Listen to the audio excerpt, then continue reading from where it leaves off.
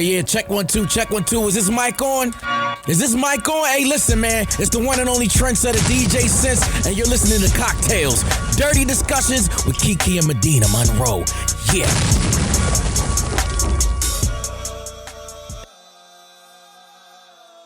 Y'all, today's cocktail is called a Big Dick Baller on the Rocks. What you need to make a Big Dick Baller on the Rocks is Blanton's Black Edition Bourbon is $400 a bottle and some ice. Just get a little cocktail glass, put a little ice in there, pour a little Blanton's Black Edition Bourbon. Isn't that good? It's $400 a bottle. First of all, it won't be in my kitchen. Would you try some of that or something this week? No, girl, I Googled it. I was like, what's a really expensive bottle of bourbon? Well, welcome back to Cocktails Dirty Discussions, you guys. How was your week? My week was pretty good. It was a little stressful. I'm not gonna lie. So I don't know about you, Kiki, but I am still working from home and doing other things. And my job, they think that because we're working from home that we're not actually working. I understand how you could think that. I really understand how you could think that, but they think that everyone's workload is light. However, mine isn't. So they have been letting people go and then putting people's jobs onto other people. And it's like, have y'all lost y'all's goddamn minds? And now people are starting to quit because now you got people doing too much. And everybody's like, you know what? I'm actually just going to quit. That's some bullshit. So now you've just been getting having to help everybody? I am really like, you know what? I would be over it. Yeah, I'm still working from home. We're not going back this year. I don't know when we'll go back. They're saying like maybe next year. I'm in no rush to go back to the office. Have they had to do any layoffs? Nobody's been laid off, which is great. But we've been working from home and I just don't want to be at work with everybody because I'm like, y'all be in the club every week. Like the clubs are open. So I work at a radio station. They're smoking hookah. They're going out. They're hanging out. They're doing all this stuff. And I get it. You want to make your money, but I don't need to be around you. I don't need to be a part of that. So I'm in Oklahoma City right now. My sister's sick. She's pregnant. Thank the Lord. Can't wait to meet the little baby. But my sister is sick. She has tired. She is due January 19th. I think so. So forgive me if you guys, I'm at my sister's house, if you guys hear any sickness in the background, like throwing up or coughing, if you hear a man scream because the game is on, there's a lot going on. I'm in the bathroom. But you guys, we have a special guest with us here today. We have Lauren Peacock, the author of Females Like Cheese. That's the name of it, right? Yes, it's actually Female Likes Cheese, Comes with Dog. It's stories about divorce, dating, and saying I do. Ooh, that's a lot. Yeah, we kind of threw around different titles. You know how it is. You try things out. And actually the title came from my online dating profile. So we pulled from that. That actually worked out. That's how I got the guy. Oh, wow. What are your top 2 favorite online dating apps? Oh, man, that's tough. Probably Date British Guys, which is the one I met my current spouse on, datebritishguys.com.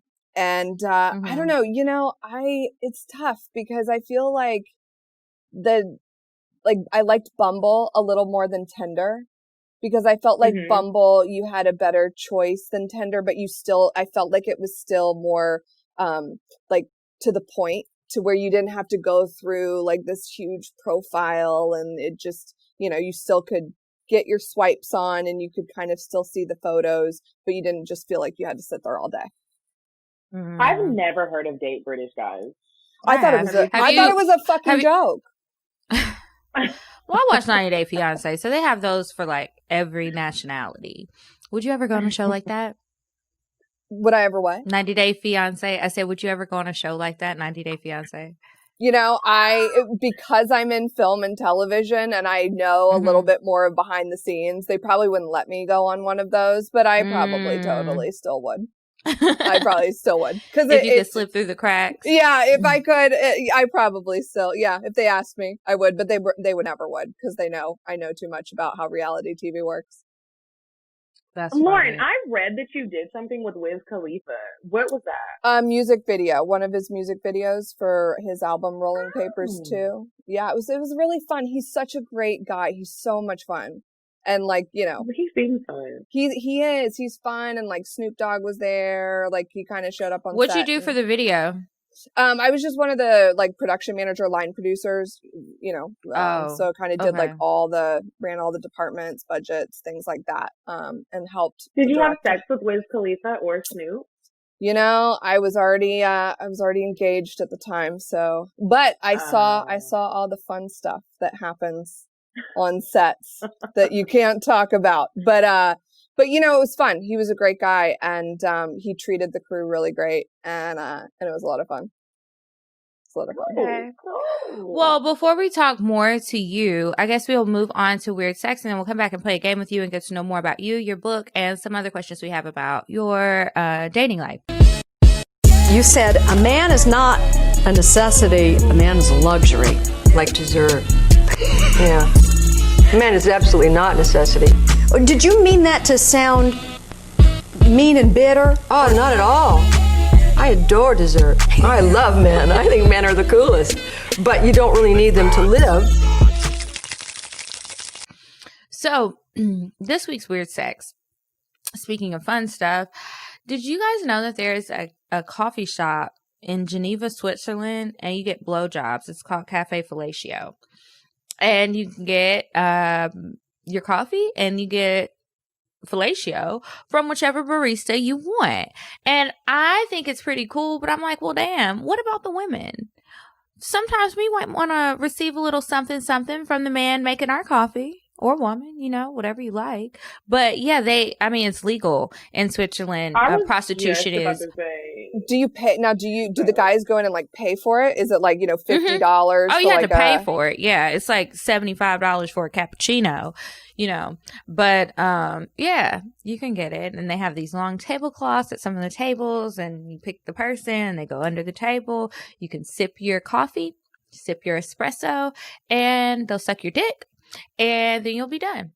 She'll check her watch, say, okay, you've got 15 minutes of dick sucking, and then you can go. I think it's pretty cool. I think they could have came up with a more creative name. Huh? Is it kind of like if you have, like, how there's like types of coffee, like the Americano and the espresso and things like that? Does it go, like, can you have your Americano there's different and stuff, then like different styles. Different type? Mm-hmm. That's actually really cool. Like, there's a menu for all the services. I mean, you got to give them credit for like being creative. I think it's pretty cool. Amsterdam. I mean, in Amsterdam, you basically have the red light district. It's their version of the red light district. Exactly, and it's way cooler to have a coffee shop that offers dick sucking versus a brothel that'll give you some coffee on your way out. It's I think it's a great idea to do it that way. Excellent marketing techniques. Coffee is cheap, but head is not. So congratulations to those people. I mean, the business has been around for several years. I don't know how it's doing right now. It's probably closed, hopefully. But yeah, I found that and I was like, oh, this is such a cool little spot. Too bad they don't have those here. Sorry, guys. But yeah, that's it for weird sex. If anybody else sees a interesting article, anything cool, weird, nasty, super gross, deadly, send it to me. COCKTALES@atl@gmail.com, or you can DM it to me on Instagram at Kiki said so. So we play a little game, Lauren, with our guests. This week is the scenario game. So we're going to give you a couple of scenarios, and then we'll give you options to how you would answer or react in the situation, and then you pick from the multiple choice responses that we give you. Okay? Sounds good. You can go ahead, Medinah. Okay. Here is the first one. You go on a date. The chemistry is good, and you actually have a really good time with this guy. The check comes, and you notice he doesn't leave a tip. You, A, throw some cash on the table without him seeing you do it. B, apologize to the waitress as both of you leave and give her a little cash in front of him so he can see it. Or C, You don't tip either, so you really don't care. Is there like a D option? Like, there's not. There's an A, B, and a C. I mean, like, it's America, and in America we're used to tipping. It's kind of standard, right? So, like, I guess I would pick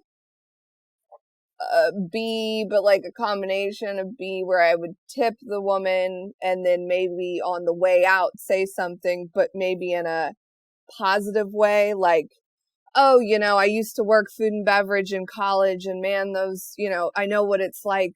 You know, it's a hustle out there, and kind of put a positive spin on it to not make them feel like an asshole, but kind of use it to see what they say. Maybe about like, teach it. A lesson. Yeah, like, teach him a lesson. Like, right, like, you should know, but yeah, I guess that's kind of what, because you don't want to just make a scene, because, you know, some people, a lot of times now, a lot of restaurants do this 15% automatic gratuity in some places, but I still feel like that's no excuse not to know. I don't know. That's what I would pick B, I guess, in some positive form. Okay, next one. Babe wants to take you on a date to a sex club. Wait, y'all don't get to answer? I don't get to hear your answers? I mean, that's not fair. I would give the waitress a tip. I would do B. I don't know. Was there apologize? Oh, apologize to the waitress. I don't think I would apologize to the waitress. If I saw he didn't leave a tip, I'm going to leave the tip. I won't see him again. That's it. I just feel like, you know, maybe if we were in another country, maybe if it was like some cultural difference, but I've not had that experience. So I'm basing this off of the guys who I have dated. You know, you need to tip. You're being cheap. Yeah, like I would go with B. In England, they don't tip. So when your man might not tip. Right. When I first started dating my husband, I was like, what the fuck? You know, like, what are you doing? And we kind of had to, and then I learned over here, you don't tip. They get paid within a decent wage. Right. So, you know, culturally, but, you know, in America, I agree with you. You know, it's kind of like, what are you doing? It's like, do you see the news? People are fighting about minimum wage, and these people are getting $2.13 an hour. You need to tip. Right. Okay. Okay, so Babe wants to take you on a date to a sex club and wants the both of you to participate in the festivities when you get there. A, Babe knows you so well and you can't wait to pick out a cute outfit. B, nope, not happening. C, you will go but only have sex with him. I think I would probably choose C, but I think it's a lot of these questions come with buts. You got to have, I think, the talk and the rules before you go. So yes, if you go and you guys are all on the same page before you go, then I think it's okay. Have you ever been to a sex club? Actually, no. That's the one thing I have not. I've done many things, but that's the one thing I have not done. I've had many friends go, and they've had some wonderful times and some that have not. Walked away with not so good of times. But have you guys been? What is it like? Tell me all about it. I'm one of the have-nots. I didn't have a good time. I went one time, and I went by myself though, and I was a lot younger. I was nervous, and I was like not being harassed because it was a sex club, but it was like it was too much, and I left. I was probably there for like 15 minutes. Okay, so but I would think go ahead. No, sorry, Kiki. I went with a friend she wanted to go. So she was like, will you come with me? And I was like, yeah. And then we went with this other guy that we know who goes and like frequents and like has sex there all the time. I didn't participate with anybody. I had no intentions of participating with anyone. It was interesting to see because I had been curious to see what it would be like for myself. But there was nobody in there that I would want to have sex with. Yeah. I would go again, though. I would try it again at my age now. At my right age. I would go with somebody who I wanted to have sex with and then just kind of see what happens. I feel like maybe if there were attractive girls, something with them maybe, but like the other men, I doubt it. One penis is sometimes more than enough for me. I think if you, as you get older, and I can understand being younger and being alone, it might be a lot. But I know people that have done it older that have had good experiences, and I feel like if you're a couple and you have the conversations, then it might be it might be something. But yeah, it's something I haven't done. And Mm-hmm. who knows? You never know. Right. Okay, Lauren Peacock. Well, that's the end of our little game. I think it was. No, there was another question. Oh. The number 3. Wait, there's another You one. skipping every damn thing. You didn't even ask me how I was doing. Wait, what? I said, you didn't even ask me how my week was. We just went going on. It's number 3. You start dating a guy, he mentions he doesn't eat pussy. Oh, okay, I see it. Mm-hmm. You see it? Like, second page. Lauren, you start dating a guy, and he mentions he doesn't eat pussy. You, A, don't care because you don't like it anyway. B, can't deal with him and his childish ways. Or C, think you can change him. Well, you can't change anybody, so I'm going with B. You can't deal with him and his childish ways. Yeah, basically. I agree. Yeah. I think we would all think B. Like, what? Bye. Mm-hmm. And definitely not something that you have to do every time if you're not good at it. But like to say you don't do it. Hold on. Like, now, wait a minute. Now you're closed off. I mean, what if I said that I didn't give head? I mean, you would basically you would try and teach me that, right? You would be giving me the books, the links, the everything to make me learn how to give you head. So right. I'm going to find somebody else. Mm-hmm. That's what you should do. Mm-hmm. I don't blame you. Kiki, how was your week? I didn't realize you didn't say how your week was. It's all right. We can move on. It was a mess. Okay. So this week, Lauren, we're talking to you. We want to know. So you wrote this book. You talked about being married. You talked about being divorced. Before we even get into that, let's talk about adult sex versus like college age sex. Did you go to college? Where'd you go? I did. I went to Flagler College. Well, I went to 2 colleges. The first one I went to was Catawba College in North Carolina. It was like a small liberal arts college no one's ever heard of. And I was there for 2 years, and then I transferred down to Flagler College in St. Augustine by the beach. Way more fun. Mm-hmm. And although I don't know, there's sex in both places. And so, I graduated with a media productions degree in communications and graduated 11 years ago, I think. Yeah. Congratulations. Yeah. Did you have a lot of sex in college? That's probably where I had the most sex.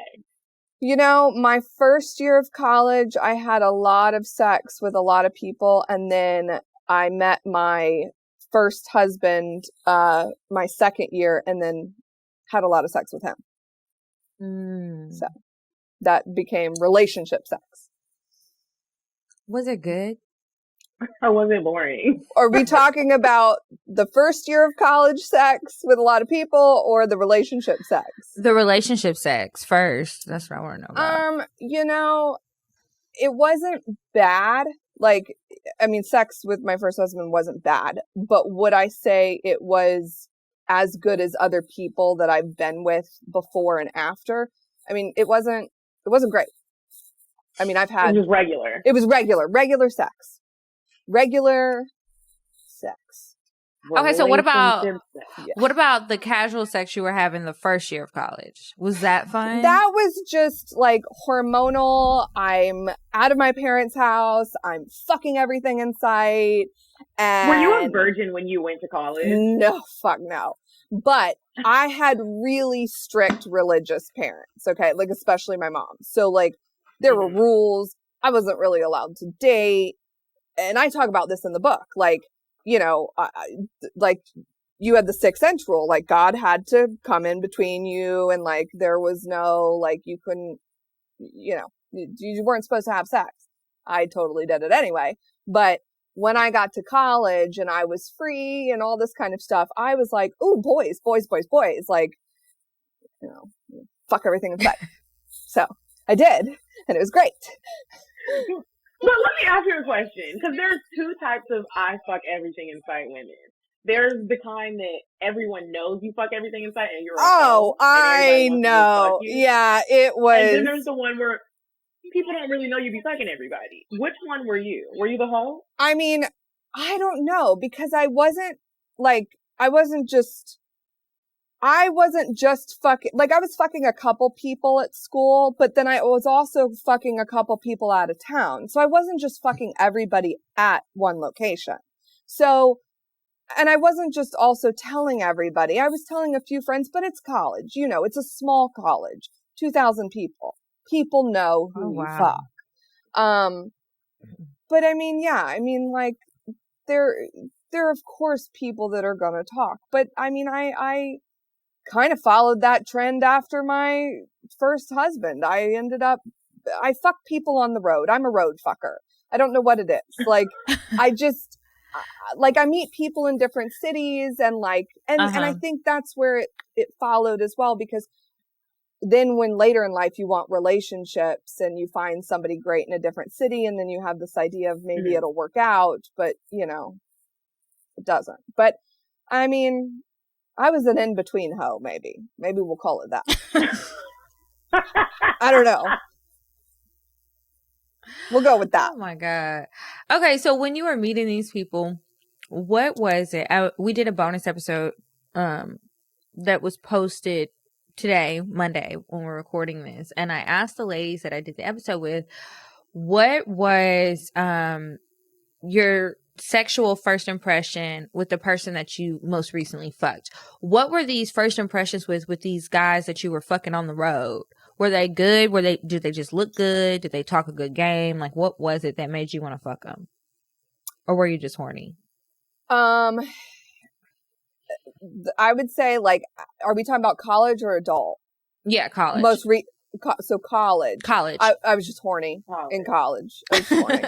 Like, it was, because you know how they say, like, later in life your hormones change, and like in your 30s you're like more horny. No, that started, like, it runs in the family. Like, we are horny young. So I was just horny at 18, 19, horny, ready to go. Like, I was almost like, am I a boy? Like, am I because I think there was so much going on with the fact that when you're told no your entire life, of like, no, you can't date, no, you can't wear that, no, you can't go here, you want to do all those things. I mean, that's like the typical parenting thing. If you tell a child no, what are they going to do? They're going to turn around and do the other thing.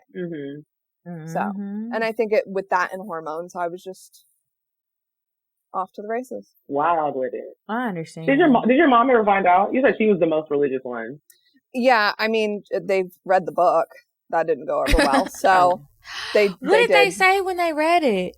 It didn't go well. It didn't go well at first, but they're okay now. I think they were just shocked that, I mean, there's a lot of life lessons in the book too that, you know, I think if I'd made a couple decisions differently. What do you think in your book is one of the most shocking things to your family? All the sex.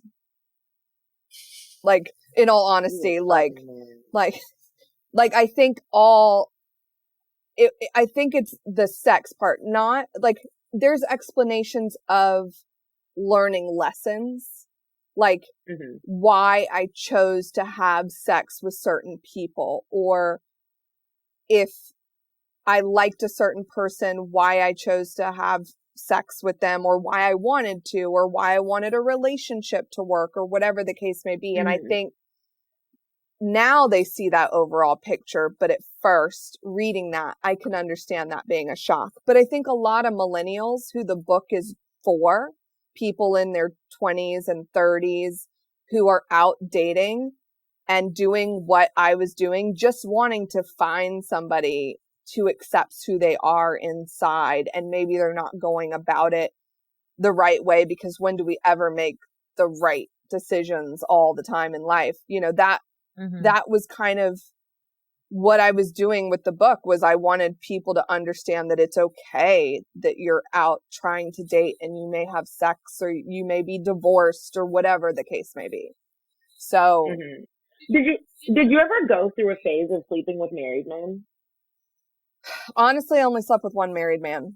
I think because I had been cheated on by my first husband for 2 years, I didn't go that route. Like, when I found out someone was married, I backed away from a situation like that. Like, the only married man that I slept with was going through a divorce and I knew about it. So. How'd you find out that your husband was cheating for 2 years? From the girlfriend. She actually outed him. She texted me one night a bunch of pictures of the two of them, and she called me twice. I actually knew her. She'd been to our Christmas parties and been out on the boat with us. She worked at the country club that we were members of. Like this, like country club with golf and all that stuff. And, yeah, she worked at the babysitters club there. But, we don't have kids. I am not like, okay. Not babysitters club. Say hello to your friends. I'm telling you. What? She worked, and this is now a Trump club. Let me just tell you, it's now a Trump-owned club. And she apparently, rumor has it, slept with other married men there too. But how old was she? I'm just curious. She's like 2 years older than me. I'm 33. She's like 35 or 36. And I felt like something was, in your gut, you just feel like something's up. Somebody's always, like, he was always talking to her when we would go to the gym. Like, he'd go outside and talk to her, and there'd be like some excuse like, oh, she asked me a question about, I don't know, like something he was doing, like hunting or whatever, something stupid that you just know is full of shit. She's not hunting anything but husbands. That's exactly what she was doing. And then she eventually hunted mine. So she, I guess, I don't know when it started, but I think it started around one Christmas one year, because she called me one day, I missed it. And all of a sudden a bunch of texts came in with pictures of them. And did you have a feeling? Did you ever have? I'm really intuitive, and sometimes something very small can happen and it'll make no sense, and I already know the whole story. I was leaving the club one day, and someone at the club, like a receptionist, said something to me, and I don't know specifically what she said, but I left and I was like, something's not right about like the two of them. And I was like, something's not right. And I didn't know at what extent it was. But when I got all those pictures and all of that, I picked up the phone, I called her, she answered, and I said, how long has it been going on? I said, how long have you been fucking my husband? Did you tell her job? I'm calling the job. I'm printing out some flyers and I'm passing them out at the country club. Y'all want some tea and a flyer? I don't know how that went down, but I think she'd already quit. But she wasn't there anymore, because we had kind of, I guess, if you want to call it, separated, because he had gotten in some trouble, and I can't say too much legally, but I'll just leave it at that. Girl, we don't care about him. Yeah, but we had kind of separated, so I had heard that she'd left or something had happened. Maybe she'd gotten fired. But either way, she outed him, and it made the divorce so much easier, because I knew he had no leg to stand on with the fact that I was like, okay, well, we're basically, we can tie this up pretty quickly. So yeah. Did you ever feel like you were going to have like a snap moment? Like, I might kill one of them, or both? I'm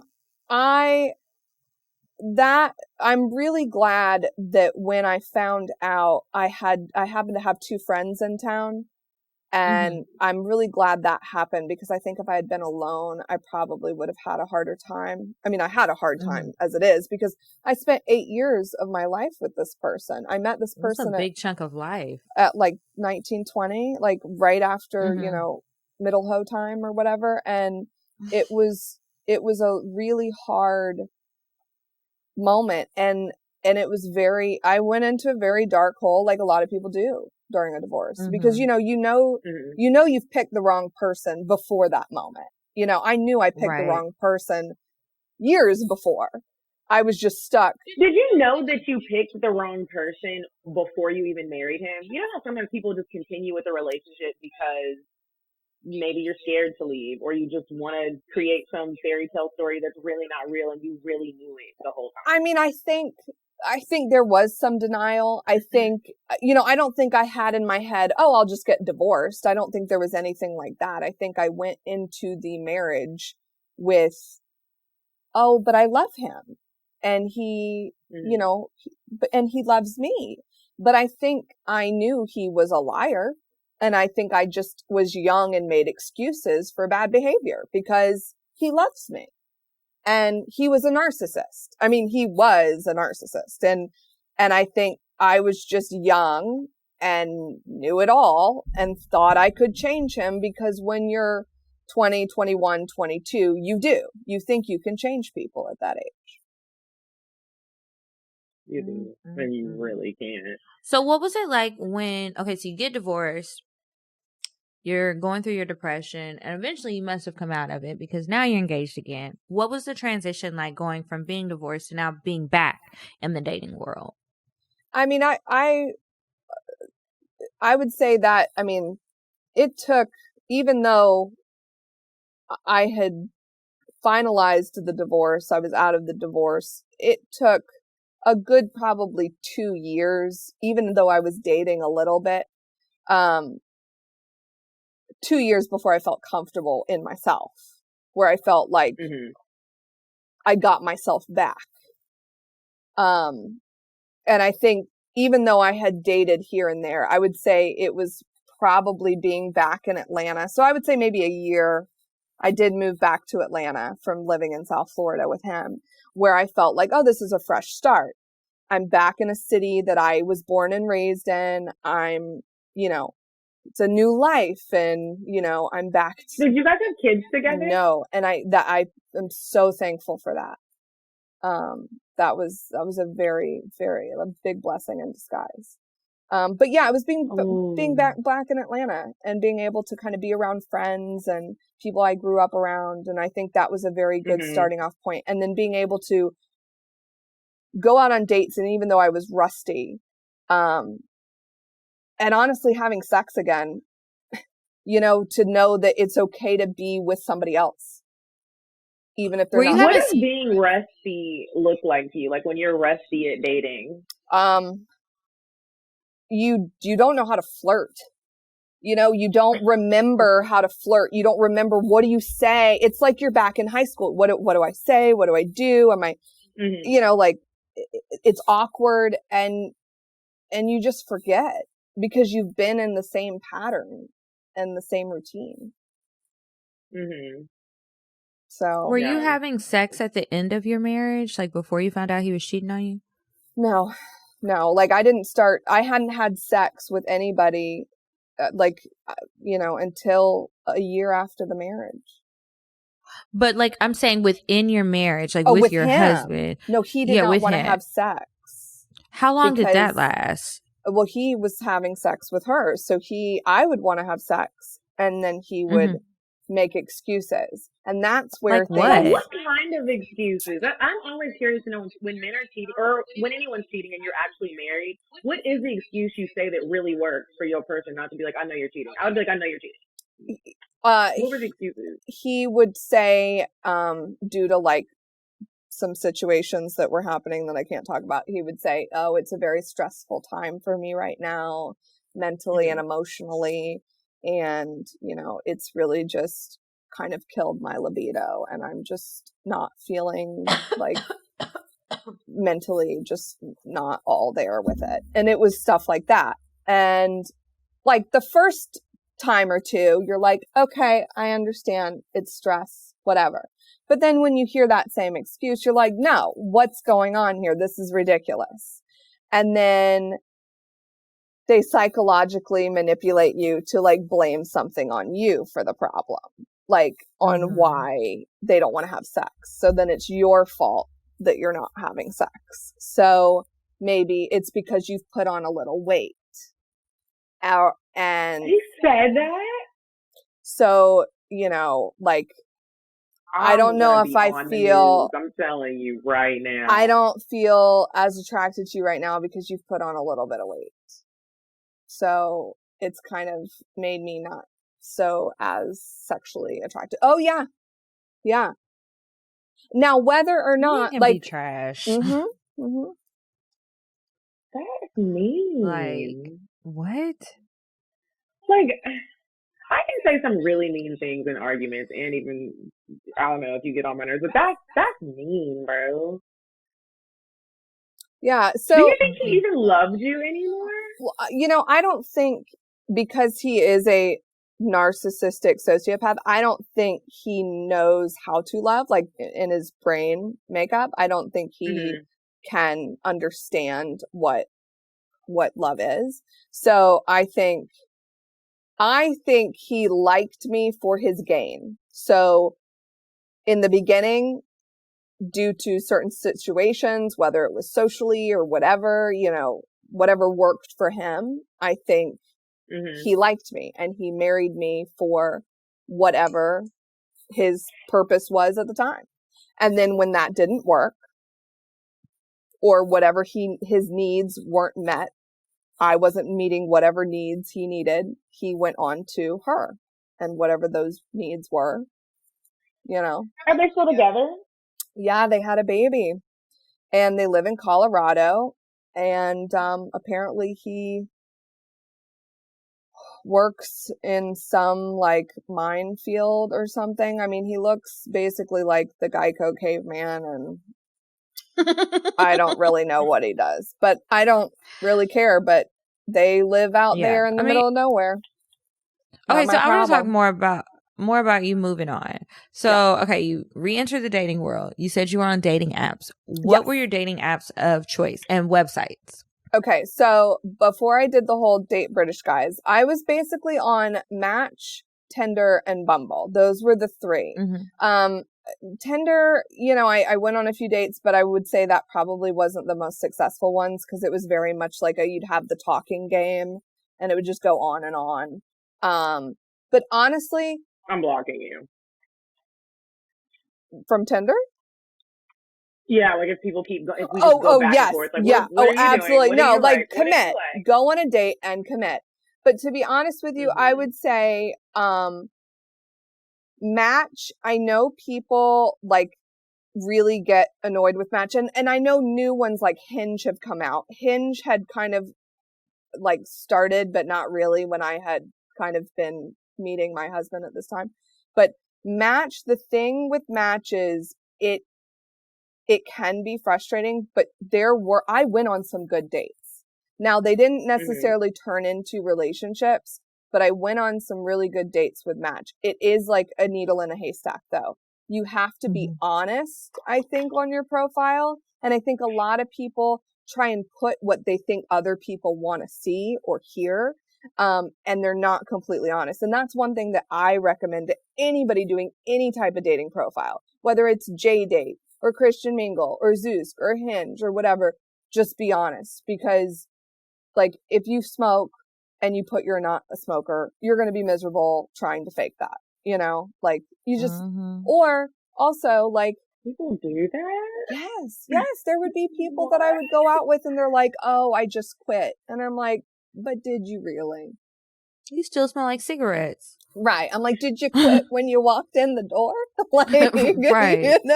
Like, if you I'm not going to lie, I'm horrible with the online dating apps. I'm one of those people where I don't really put a lot on my profile. I put pictures of me and most of the hairstyles that I like to wear, short, long, pulled back, real, fake, so you get a gist of what I really look like. But I don't really put much in my bio. I put my name. And people that are like that prefer like the coffee meets bagel. Coffee meets bagel is great because it's still a shorter, like little, or the league. It's still shorter profiles where you don't have to put a lot. And I think the big thing about online dating is that people don't realize these days, and millennials are bad about it, and Gen Zers are even worse, is just be honest. If you don't like somebody or you don't really want to meet up, just say it right away. Like, don't continue, like you said, this like texting, like just like get it done, nip it in the bud. You either meet or you don't, but like, let's not waste everybody's time. And I don't know where we got on this whole trend of wasting people's time. Yes. Like, people are bored. I don't understand. Yes. I'm like, we're bored. But let me ask y'all this. Have you ever wasted someone's time and you knew you were wasting their time? Yes. And you know what? I've actually like started to apologize for shit like that. Like, I apologized to a guy 6 months ago for wasting his fucking time. I'm like, you know what?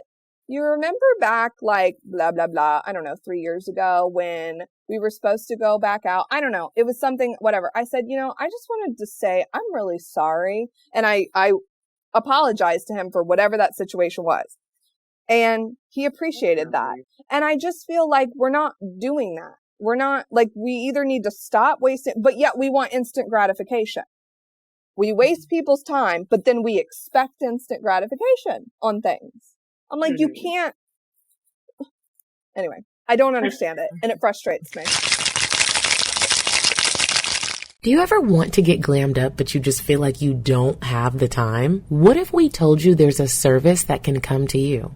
Yeah, there is an on-demand beauty, styling, and personal grooming platform that comes to you to make you fine. Literally, Dashing caters to today's professional, from working professionals to students and everyone in between, because looking good should be easy for everyone. Check them out on all social media platforms at Dashing App, or book your appointment at trydashing.com. Cupcake Candles produces hand-poured soy candles for men and women. Their special blend of waxes create luxury, long-lasting fragrances to complement any mood. Follow their Instagram page at cupcake.candles and check out their website, www.cupcake-candles.com. For 20% off, use code COCKTALES at checkout. That's COCKTALES at checkout at www.cupcake-candles.com.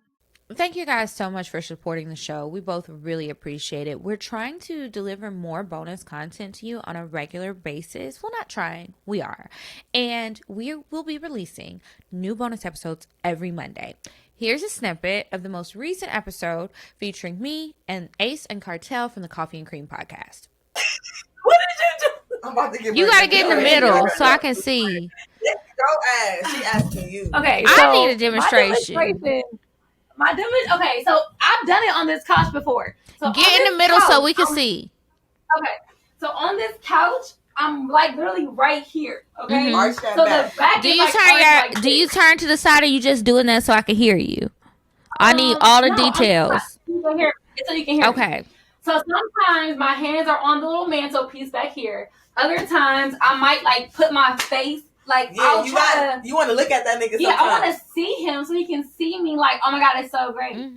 Okay, if you want to hear the rest of that story, it's the most recent bonus episode from Monday, August 24th. There's a new bonus episode every week. There's plenty of episodes already up. And we also take suggestions from our patrons. You get first dibs to let us know if it's something that you want us to talk about on a future episode. You get early access to content when it's available. You also get bonus content that is for no one else. So please sign up, www.patreon.com/cocktails.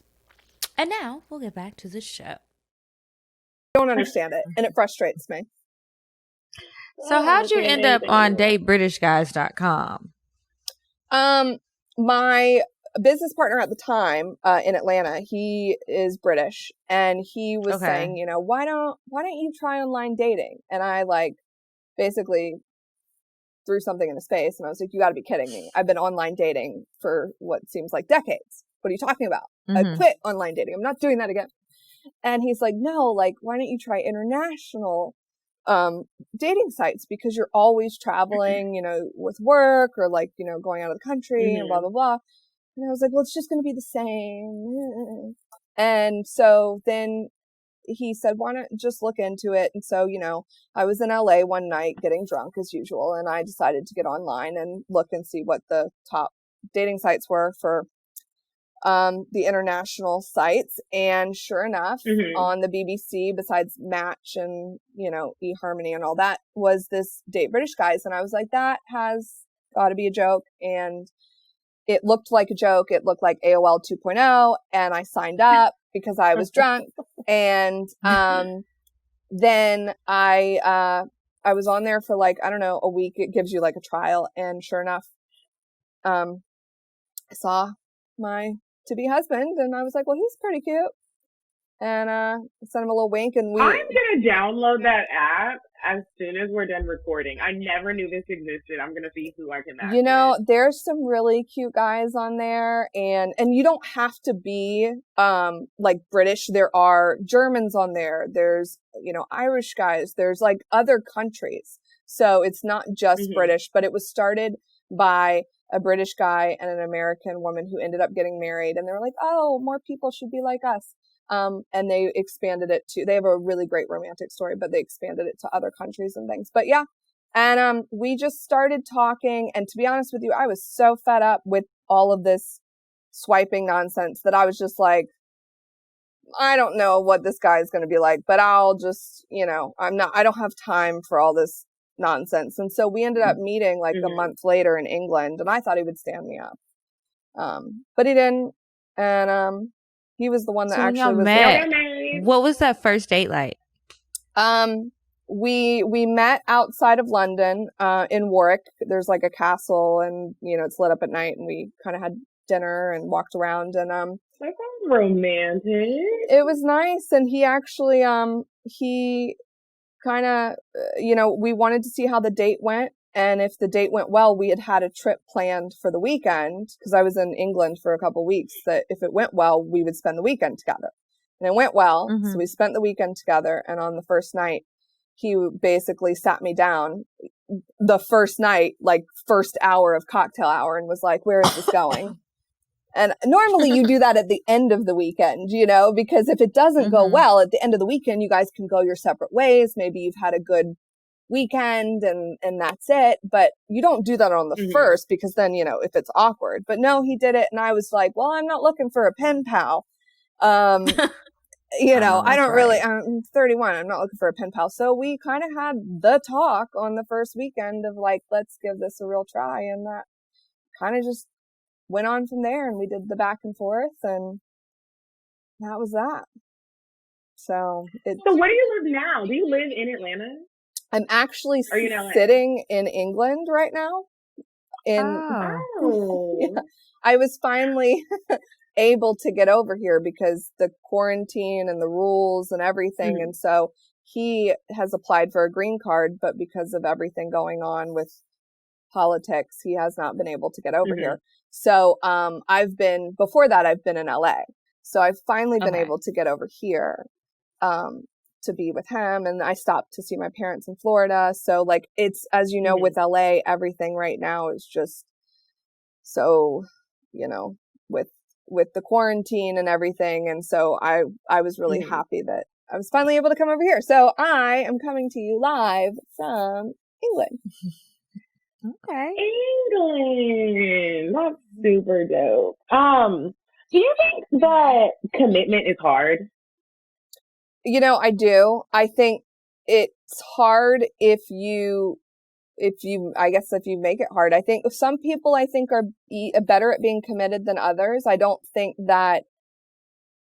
it has a lot to do with insecurities and possibly your past. Like, I feel like if you grow up with rejection a lot, whether it's being rejected from a parent or, rejection at school or whatever the case may be, I think that can lead to, you know, insecurities maybe in a relationship that you don't realize that, you know, you may feel, or you may, I guess, project onto somebody else that may then in fact lead to commitment issues. So, I mean, but I feel like in my first marriage, commitment was really easy. And I was like, yes, marriage, this is how it works. You're committed. It's great. I'm excited. Here we are. And I think because I worked so hard to be independent, and to learn how to be by myself and self-love and self-care, and that not everything is your fault, that the second go around, I was like, but I took such good care of myself, and now I have to give myself up to somebody again. I think it was scary. But then once I let go of that, it's been really great. What do you think? I mean, that's a good thing to learn. But what else did you learn from being married? The first go around or the second?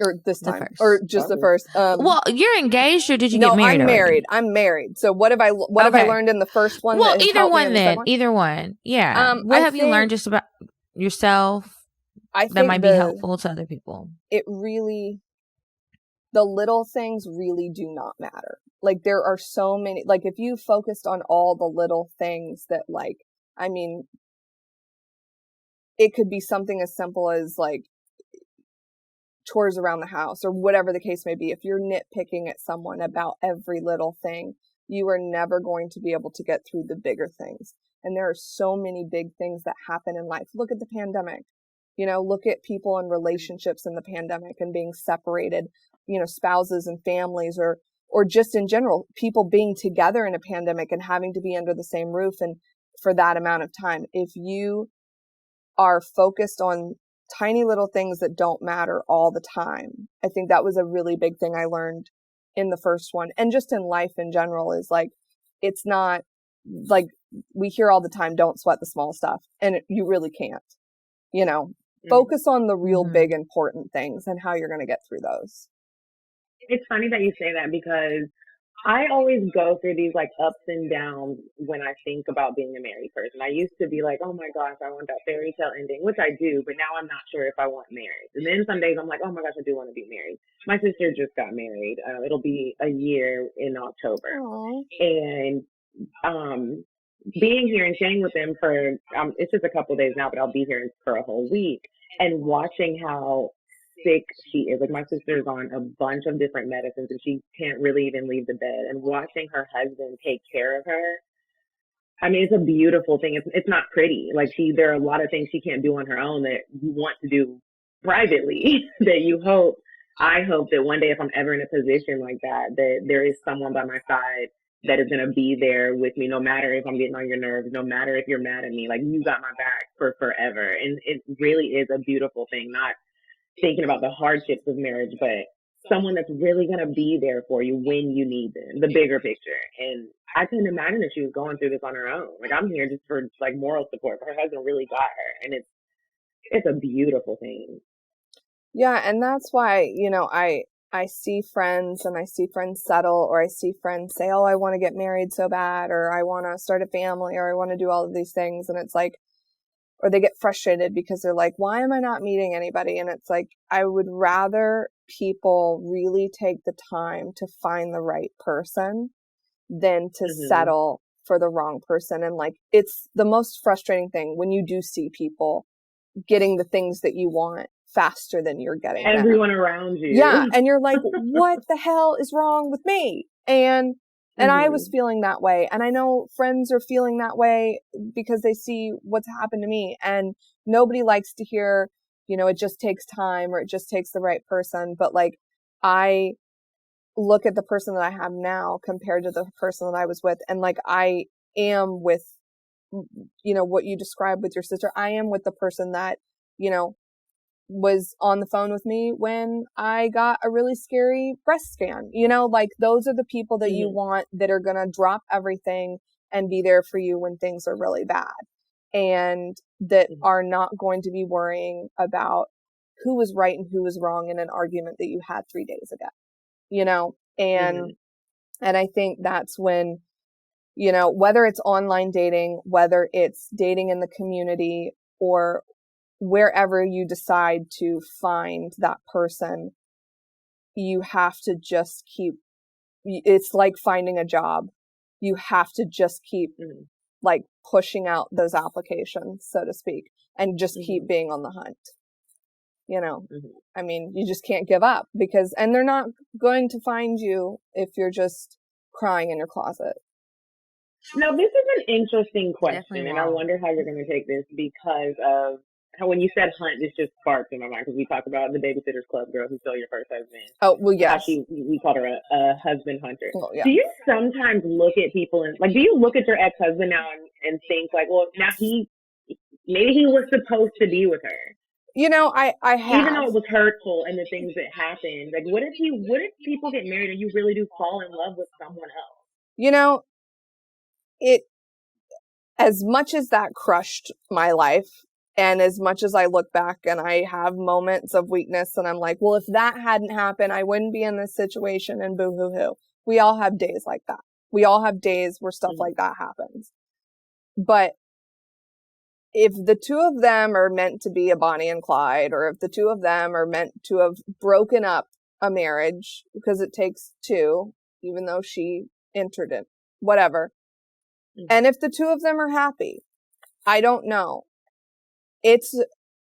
I've become indifferent about the situation because I'm now so happy in what I have that I don't want to let feelings of hate interfere with what is good in my life. So I have to amen to that. Maybe they're meant to be. Maybe he'll do it again. Maybe she'll do it again. I don't know, but things I do believe you somehow do go on whatever path you're meant to be on, and things, you know, you don't know. Who knows what'll happen next. Have you ever watched the show Dr. Foster on Netflix? No, but everybody keeps telling me I have. to. You should watch that. Really? You should watch it, Lauren. That's kind of what happened. I mean, not exactly, but it's similar. Like, there's a girl who had been around, and she's sleeping with Dr. Foster's husband, and they end up. Well, I won't tell you what ends up happening, but there's 2 seasons on Netflix. It's really good. Okay. All right. Well, I'm gonna start that tomorrow now. Good. Then we went off on a different. Sorry about that, y'all. No, girl, it's fine. I like the discussion. We are going to take a quick break, go to Indecisive Diane, and when we come back, Lauren will help us with advice. Would you stop thinking about what everyone wants? Stop thinking about what I want, what he wants, what your parents want. What do you want? What do you want? It's not that simple. What do you want? What do you want?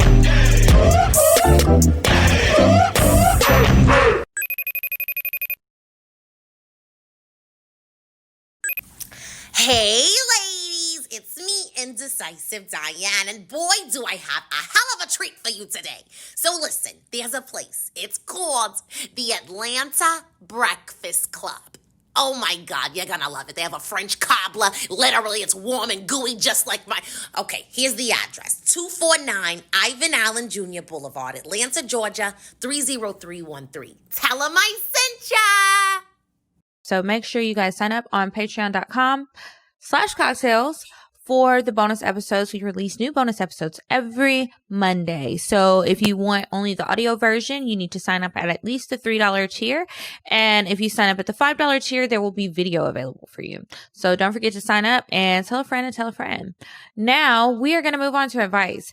Every week you can send in your emails to askcocktails@gmail.com, and maybe we will read your email on the show and give you some advice if we can.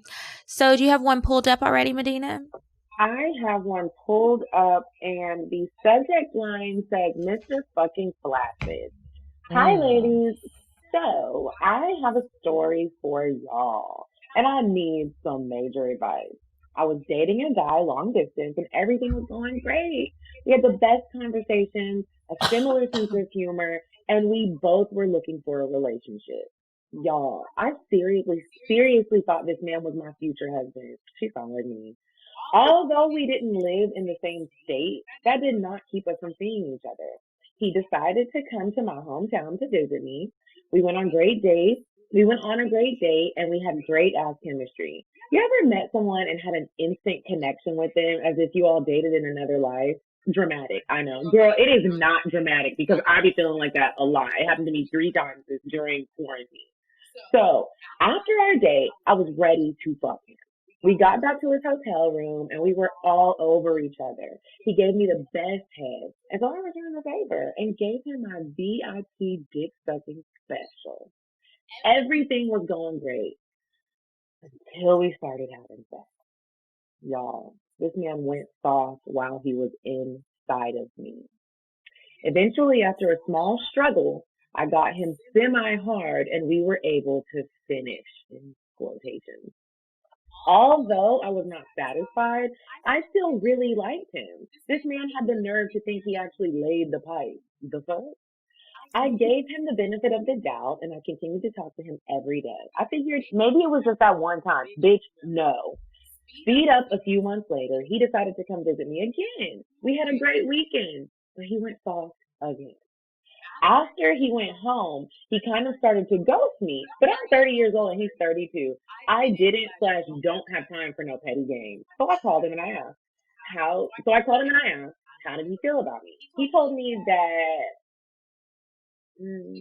that was a loaded question, but ended up saying he doesn't think we have chemistry, but he still wanted us to talk. She put that in quotation. Mm-hmm. I felt like that was pointless. If we aren't dating with a purpose, then what's the point?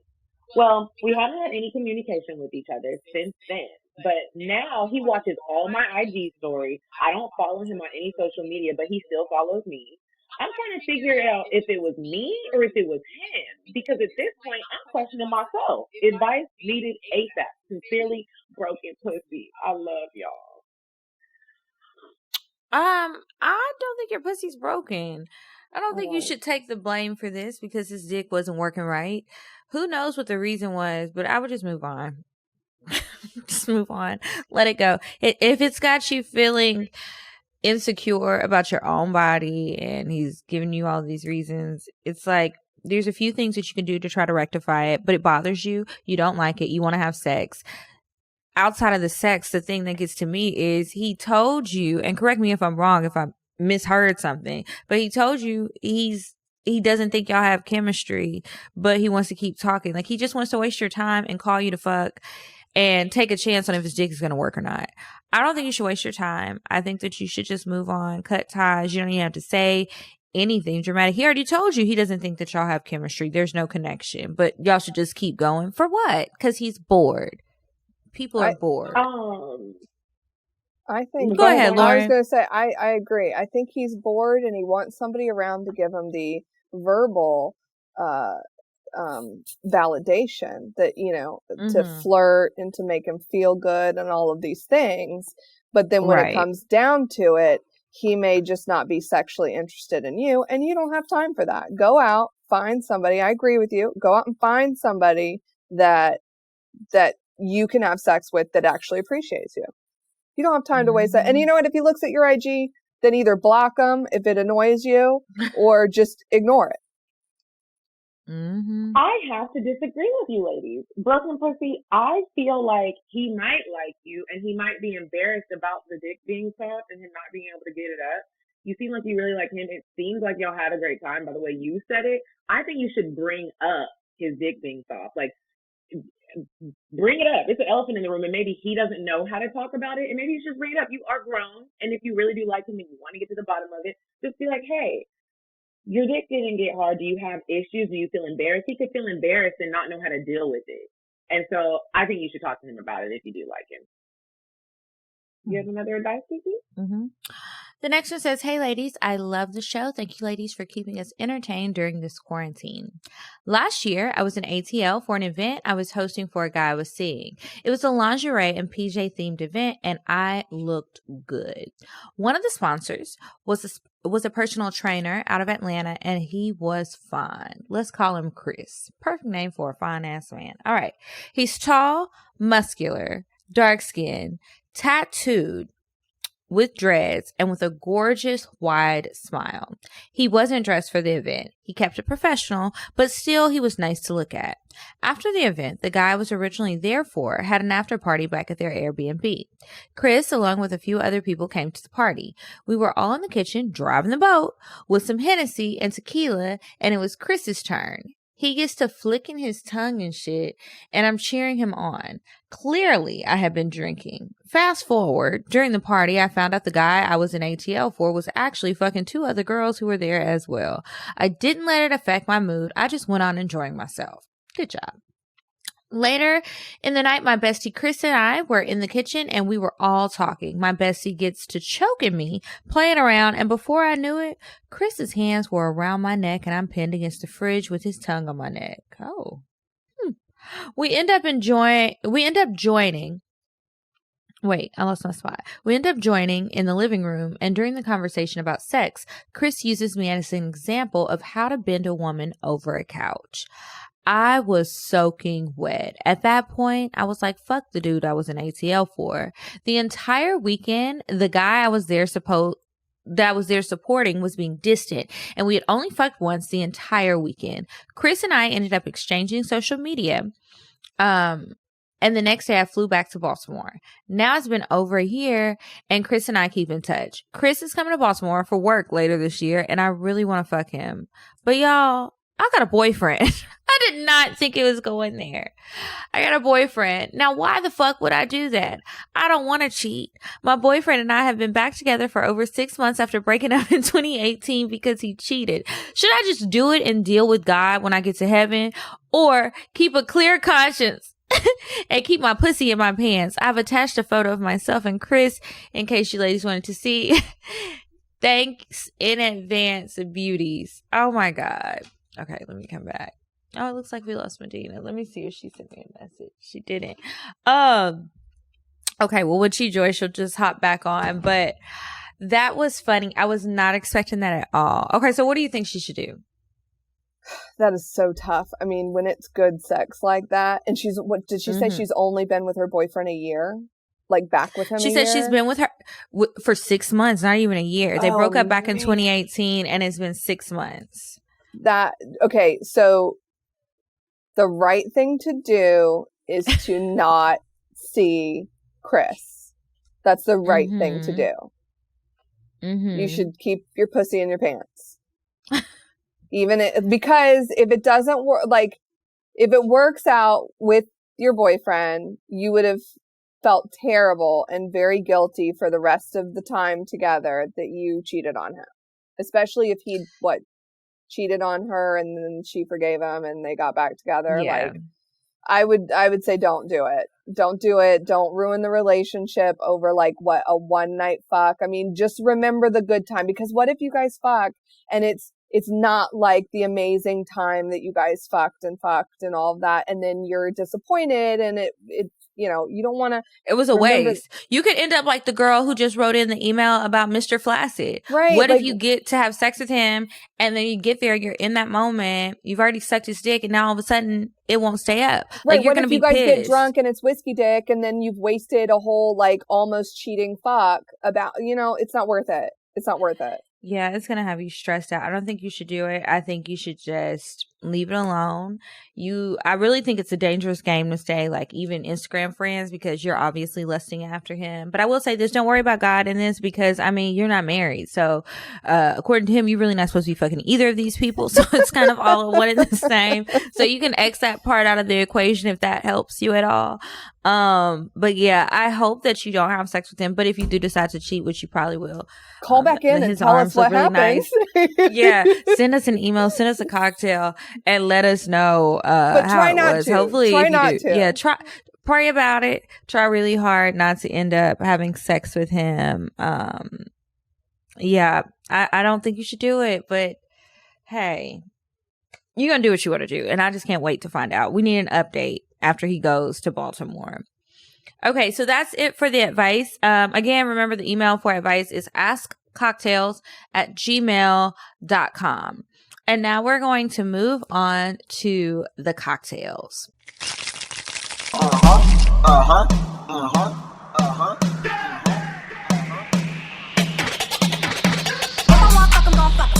if you ain't got a buck, I won't cup 'em. Spend 100 on me, it ain't nothing. Run a double D, so stuck 'em. Back to the point. Is it some cash in this place? If it is, I'll probably stick the stats in your face, turn around. Once upon a time, not long ago, I was a hoe, was a hoe, was a hoe. Kicked you off. Okay, so now it's time for the cocktails. Remember, if you want to send us something, email us cocktails.atl@gmail.com, and maybe we will read it on the show. So Let's start with you, Lauren, with your cocktail. I'd love to know a good sex or dating experience that you've had. Anybody. It could have been married or not. It could be hoey or not. So, I remember the first time I was about to sleep with my now husband, and it was in England. And I had just arrived, and I was talking to a friend of mine who is British. She's here in London, and I was freaking out because I had never slept with someone who was not circumcised. Oh. Yeah. So I was freaking out because I had forgotten about this whole thing, right? Like, I just thought, when you're talking to somebody and they're a regular person and all this stuff. And when I got to England and realized, oh, we might be having sex. And I've never seen one or given head to one, or what do I do?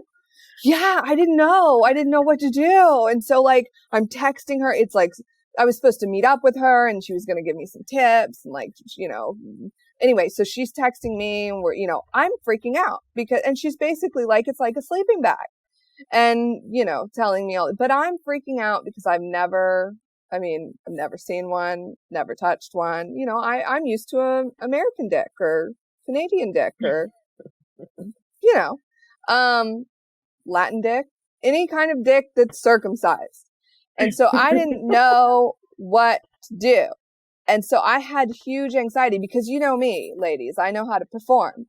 And this was something that, because, they have to clean, I'm like, is it going to be clean? What if it's dirty? If it's not cleaned, it is funky. That's what she was telling me. And I'm like, I don't know this guy. Like, what if he's not clean? Like, what about our situation? What if we've been outside? Like, I sweat a lot and I write about it. Like, I have, like, I sweaty hands, like, I like to keep myself very clean and, I'm going to make sure I'm very clean. So I hope he's very clean. And what if he's not very clean? And so I was just freaking out. So I had all this anxiety. And when the time came for me to give him a blowy, I was very excited because he was circumcised. But then I was also surprised, like, how are you circumcised? You're British. Because they aren't. And so then I learned that he got adult circumcision and this was the whole story. But I was so surprised. And so then I kind of freaked out about that and, but it was that whole thing. But I started to realize a lot of women, I think a lot of American women don't, like, have you guys been with a lot of people uncircumcised? I've only been with one man who wasn't circumcised. I didn't like it. Okay, see, right? No, Canadian. Really? Okay, so like, I've been with a couple Canadians, but they've been circumcised. So I feel like it's like hit or miss. But that was something that I felt like more American women probably should be more educated on.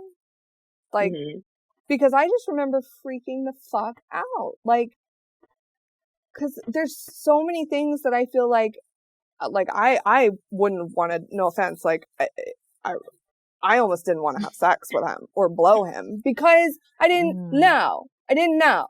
I would have been like, Like, did you freak out? Did you freak out when you had to give him head, the Canadian?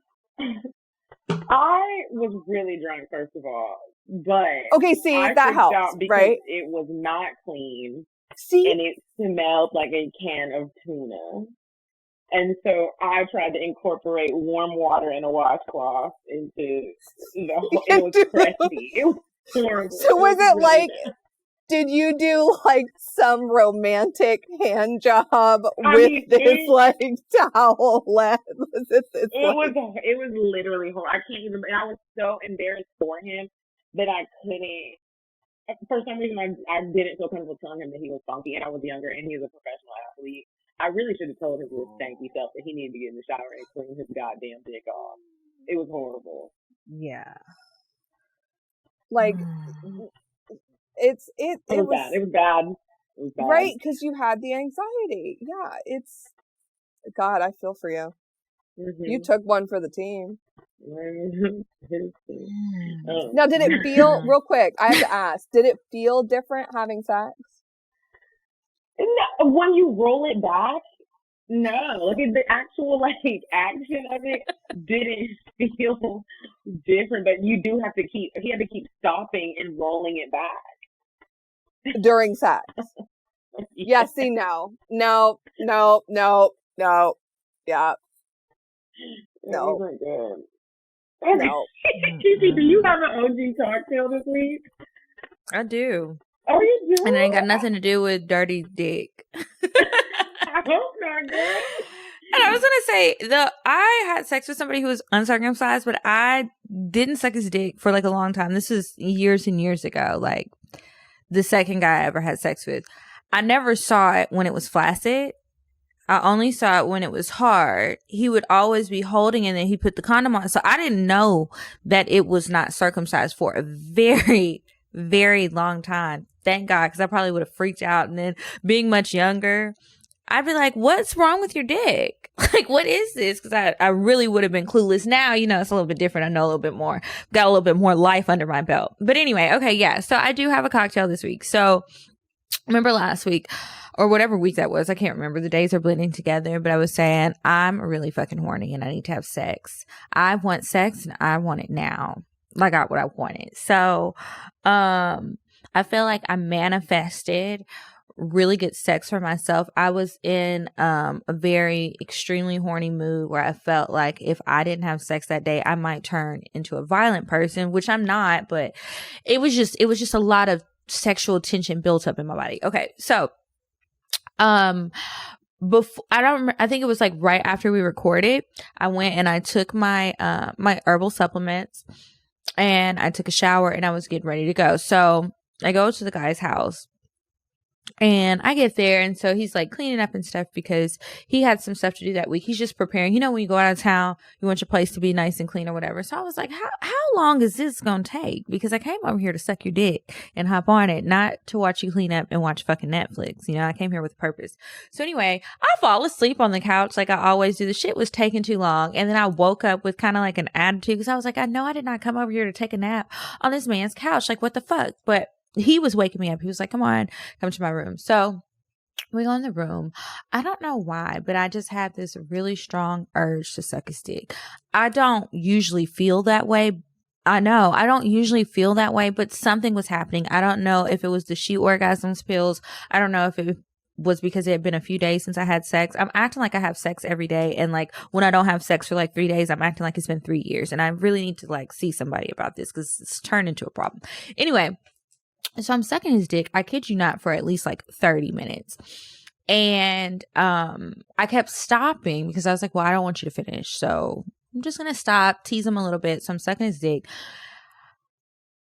This person usually, I don't ask him to give me head a lot because it's usually not very good. It's just like, whatever. So it's like, we can skip that part. Like, just fuck me. It's really good when he just fucks me. So I'm just like, you don't have to do that. You know, like this is a waste of time. It's really not getting me anywhere. So we're wasting time. You're looking up all my juices and I need those for later, you know?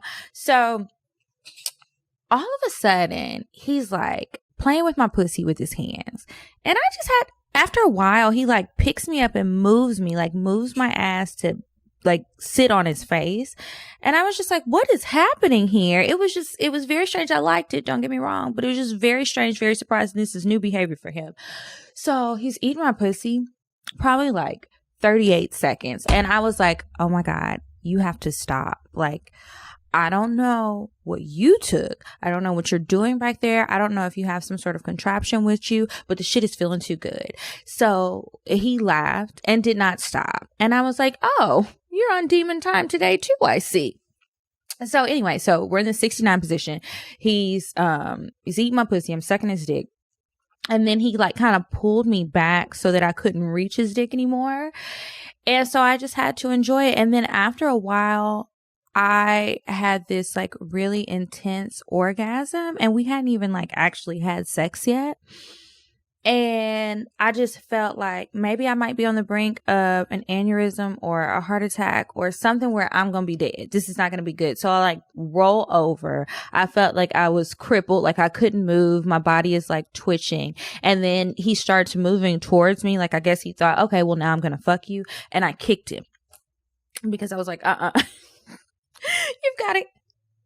Not in his penis, but like in his stomach, chest area. A gentle, like I shoved him with my foot, I guess is how I should say. Yeah. So, not a drop kick because we're still in the bed. Just, a little, instead of my hand, it was the foot. So, I'm glad that I was like, really, I don't think I can handle this. And I feel like something could happen. I feel like it might have nerve damage or something. I don't know what you did a minute ago. It was great. So anyway, so we're having sex. He puts me in this position and it's kind of hard to describe, but I just know if I get in that position again, I don't know what's going to happen. So it's like, okay, he's on his side. He's laying on his left side. I'm going to try my best to describe this to you guys so that you can visualize it, everybody who's listening and watching. So he's laying on his left side and his legs are together. And he has his left arm is out and he like pulls me to him with his arm. So I'm like laying in his arm. So my back is on the bed by him. My pussy is on his dick. My left leg is aligned with his legs like on the bed, but the other leg is like up and to the side and he's holding it with his other arm. So it's kind of like a Y in a weird way. I don't know. This position last week. I know exactly what you're talking about. I don't think I want that again. Like I do, but I don't. I don't know. But it's a really, really, really good position. The sex was great. When I finished, I cried. And this is like the second time that I've cried during sex. And I'm like, okay, I have to stop. And he was like, are you crying again? I said, no, my eyes are sweating. And that's it. It's time to go to bed. And I just couldn't sleep. I was just like up. Like I just didn't know what was going on. But it felt great. It was a fun time. We're just a fuck buddy. Okay. Yeah, so my cocktail is going to be short and sweet, just like my dick session was. So I have been making these little, I'm calling them thought hops to Houston, Texas. Lauren, my little bae lives in Houston. You call them what? I'm calling it a thought hop.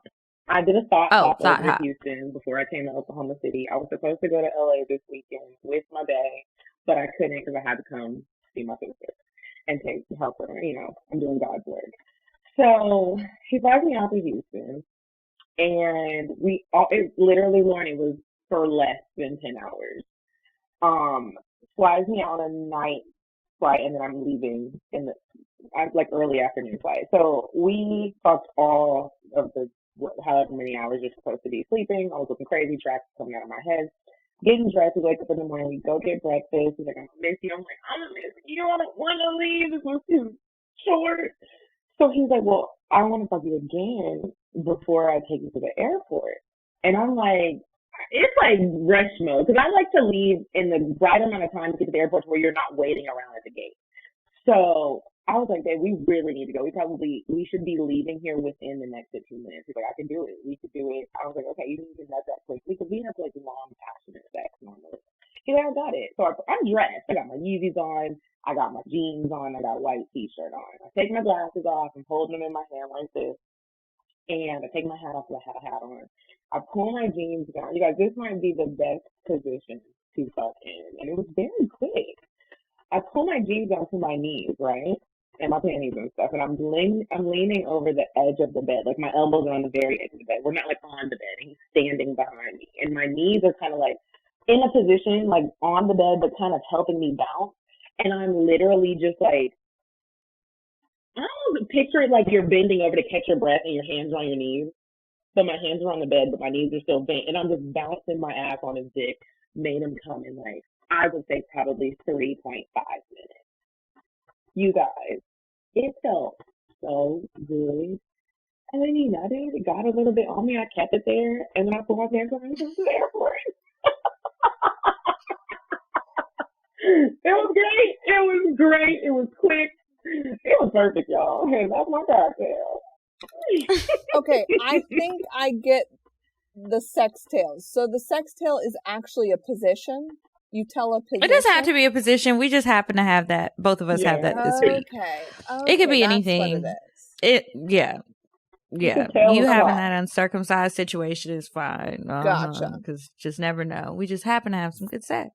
Yeah. Congratulations. I'm glad that we both did. And I hope that you have some today too. Lauren, thank you so much for coming on the show. You have some time. I appreciate you guys so much, and I appreciate you guys, being so supportive of the book. I mean, it's been such a journey, with #1 on Amazon and all that good stuff, and I just appreciate you guys having me. Yeah, right now, if you want to plug anything that you have coming up, tell people know where they can get your book. Now would be the time. Okay, great. Well, if anybody wants to follow me on Instagram, it's @FemaleLikesCheese. You can find the book on Amazon, on Apple Books. You can find it at Barnes & Noble. I've been on ABC, Fox, NBC, talking about dating. There's a lot of exciting things coming out soon. So, I just appreciate you guys having me on. This was so much fun. And, it's been such a great journey talking about dating with everybody. Thanks again for coming on. You guys, please make sure that you sign up for our Patreon for the bonus episodes and extra content. It's patreon.com/cocktails. Also this week, I was on an episode of Period Sis. It came out yesterday. So please listen to it. And follow us on Instagram at Cocktails Podcast. I'm at Kiki Said So. I'm at Coffee Bean Bean. And until next week, you guys. Bye. I'm sorry, but the person you called has a voicemail box that has not been set up yet. Goodbye. Bye. Bye. Bye. Bye. Bye. Bye. Population. Goodbye. Bye. Bye. Bye. Bye. Bye. Bye.